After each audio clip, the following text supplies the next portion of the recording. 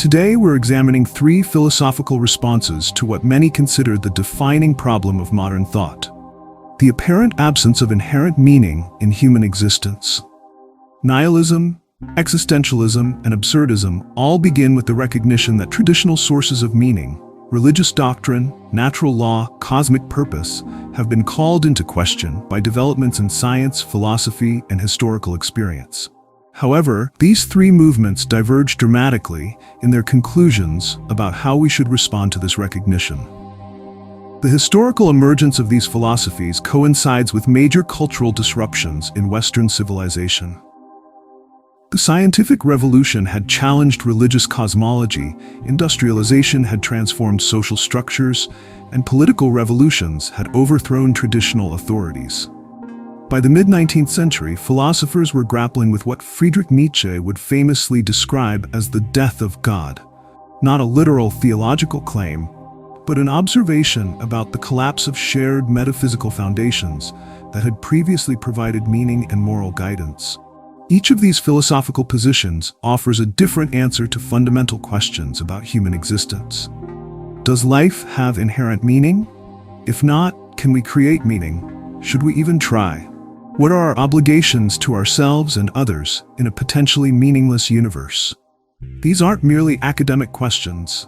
They have profound implications for how we live, what we value, and how we understand our relationships with others. The three movements we'll examine today represent increasingly sophisticated attempts to address these concerns. Nihilism emerged first as a recognition of meaninglessness that often led to despair or radical rejection of social values. Existentialism developed as a response that acknowledged meaninglessness, but insisted on the possibility of self-created meaning through authentic choice. Absurdism, primarily associated with Albert Camus, accepted both meaninglessness and the impossibility of creating ultimate meaning, while still advocating for full engagement with life. Understanding these distinctions requires careful examination of each philosophy's central claims, key figures, and practical implications. Nihilism represents the most radical response to the crisis of meaning in modern philosophy. The term derives from the Latin nihil, meaning nothing, and nihilistic philosophy typically holds that existence is fundamentally meaningless, that moral and religious values are unfounded, and that nothing we do has ultimate significance. This position emerged most clearly in 19th century Russian and German thought, though its intellectual roots can be traced to earlier skeptical traditions. Friedrich Nietzsche, while not himself a nihilist, provided the most influential analysis of nihilism as a cultural and philosophical phenomenon. In The Will to Power, he wrote, "What I relate is the history of the next 2 centuries. I describe what is coming, what can no longer come differently. The advent of nihilism." Nietzsche saw nihilism as an inevitable stage in European cultural development, following the collapse of Christian worldview and traditional moral systems. He distinguished between passive nihilism, which leads to resignation and despair, and active nihilism, which destroys old values to make room for new ones. The most systematic philosophical nihilist was Max Stirner, whose 1845 work, The Ego and Its Own, argued that all social institutions, moral principles, and abstract ideals were phantoms that enslaved the individual. Stirner declared, "I have set my cause on nothing," and maintained that only the concrete, unique individual existed. Everything else, including concepts like humanity, justice, or truth, were illusions to be discarded. He wrote, "The divine is God's concern, the human, man's. My concern is neither the divine nor the human, not the true, good, just, free, etc., but solely what is mine." Russian literature popularized nihilistic themes through works like Ivan Turgenev's Fathers and Sons, which introduced the character Bazarov, a young radical who rejects all traditional authorities and values. Turgenev wrote that Bazarov applies the critical point of view to everything. He does not bow down before any authority.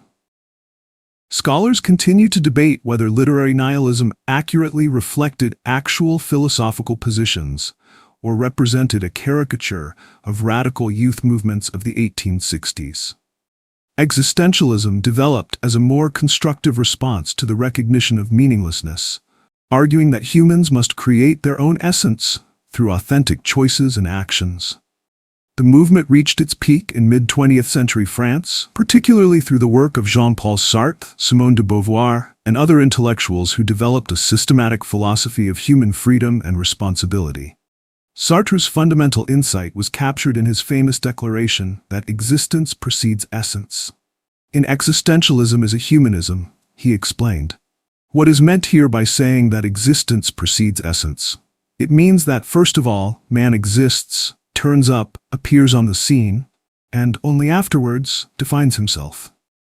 This represented a radical departure from traditional philosophy, which typically assumed that humans possessed a fixed nature or essence that determined their proper function or purpose. The implications of this position were profound. If humans have no predetermined essence, then we are radically free to choose who we become. But this freedom comes with total responsibility. Sartre wrote, "Man is condemned to be free, because once thrown into the world, he is responsible for everything he does. This responsibility extends beyond individual choices to encompass the model of humanity we create through our actions. In choosing himself, man chooses all men." Simone de Beauvoir applied existentialist principles to analyze the situation of women in the second sex. She argued that one is not born, but rather becomes, a woman, demonstrating how gender roles are socially constructed rather than biologically determined. De Beauvoir wrote, "The fact is that every human existence involves transcendence and immanence at the same time. To go forward, each existence must be established in the world through action, speech, work, knowledge. But first it must spring from the world into which it is thrown and never ceases to belong." Existentialism emphasized authenticity, living according to one's freely chosen values, rather than conforming to external expectations or bad faith. Sartre described bad faith as the denial of our fundamental freedom, the pretense that we have no choice when we actually do. Philosophers debate whether existentialism's emphasis on radical individual freedom adequately addresses social and political constraints on choice, but its influence on psychology, literature, and popular culture has been enormous. Albert Camus developed Absurdism as a distinct philosophical position that differed significantly from both nihilism and existentialism, though he's often grouped with the existentialists. Camus explicitly rejected the existentialist label, arguing that his philosophy addressed the human condition without making the leap to self-created meaning that characterized Sartre's position. The absurd, for Camus, is neither meaninglessness itself nor human irrationality, but rather the confrontation between human need for meaning and the world's silence. In The Myth of Sisyphus, he wrote, "The absurd is born of this confrontation between the human call and the unreasonable silence of the world. This collision creates the absurd condition. We cannot live without seeking meaning, yet the universe provides no ultimate answers to our fundamental questions." Camus identified three consequences of recognizing the absurd: my reason, my judgment, and my freedom. That is, the knowledge of the absurd condition, the revolt against this condition, and the freedom which derives from it. The first involves honest recognition of our situation. The second, revolt, doesn't mean political revolution, but rather the refusal to accept the absurd condition as grounds for despair or suicide. The third, freedom, emerges from abandoning hope for ultimate resolution while embracing full engagement with life. The figure of Sisyphus provided Camus with his central metaphor. Condemned by the gods to push a boulder up a mountain for eternity only to watch it roll back down, Sisyphus represents the human condition. But Camus insisted, the struggle itself toward the heights is enough to fill a man's heart. One must imagine Sisyphus happy. This wasn't mere optimism, but a recognition that meaning comes from the process of living itself, even when that process serves no ultimate purpose. Camus distinguished his position from existentialism by rejecting the possibility of creating ultimate meaning through choice. He wrote, "There is but one truly serious philosophical problem, and that is suicide. Judging whether life is or is not worth living amounts to answering the fundamental question of philosophy." His answer was that life is worth living precisely because of, not in spite of, its absurdity. Scholars continue to debate whether this position represents a form of existentialism or constitutes a genuinely distinct philosophical approach. The practical implications of these three philosophical positions extend far beyond academic philosophy into psychology, politics, literature, and personal ethics. Each offers a different framework for understanding moral obligations, the nature of authentic living, and appropriate responses to suffering and injustice. Nihilistic positions can lead to moral relativism or the rejection of ethical obligations entirely. If nothing has inherent meaning, then moral rules appear arbitrary and social institutions lose their authority. However, some philosophers argue that nihilism can be liberating, freeing individuals from oppressive social expectations and allowing for more authentic self-expression. The challenge lies in distinguishing between nihilism as intellectual position and nihilism as psychological state. The former might be philosophically defensible, while the latter often leads to despair or destructive behavior. Existentialism places enormous weight on individual choice and responsibility, which can be both empowering and overwhelming. The existentialist emphasis on authenticity has influenced psychotherapy, particularly through figures like Rollo May and Viktor Frankl, who develop therapeutic approaches based on helping clients take responsibility for their choices and find meaning in their circumstances. Frankl, a Holocaust survivor, wrote in Man's Search for Meaning, "Everything can be taken from a man but one thing, the last of the human freedoms, the ability to choose one's attitude in any given set of circumstances." Absurdism offers what some consider a more psychologically sustainable approach than either nihilism or existentialism. By accepting both meaninglessness and the impossibility of creating ultimate meaning, absurdism avoids the despair of nihilism and the anxiety of existentialist responsibility, while still affirming life's value.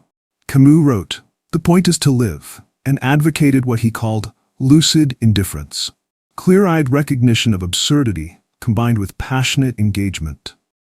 Contemporary applications of these philosophies appear in various forms. Environmental movements often reflect existentialist themes about responsibility and choice, while internet culture frequently displays absurdist sensibilities in its use of humor to process overwhelming information and social complexity. The tension between these approaches remains unresolved in current philosophical discourse. Some argue that globalization and technological advancement have made existentialist emphasis on individual choice increasingly unrealistic, while others contend that these same developments make authentic self-creation more necessary than ever. The relationship between these three philosophies continues to generate scholarly debate.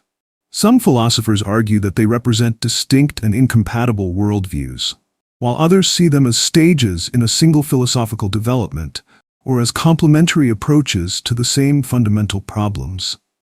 Martin Heidegger's concept of thrownness, our situation of being thrown into existence without choosing our circumstances, influenced all three movements while belonging fully to none.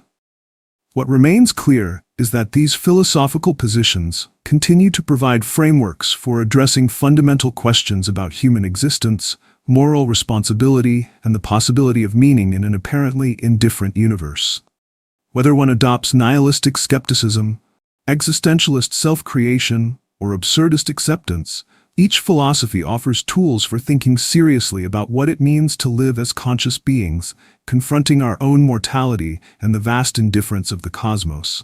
The choice between them, ironically, may itself be an existentialist moment, a free decision about how to understand and respond to the human condition.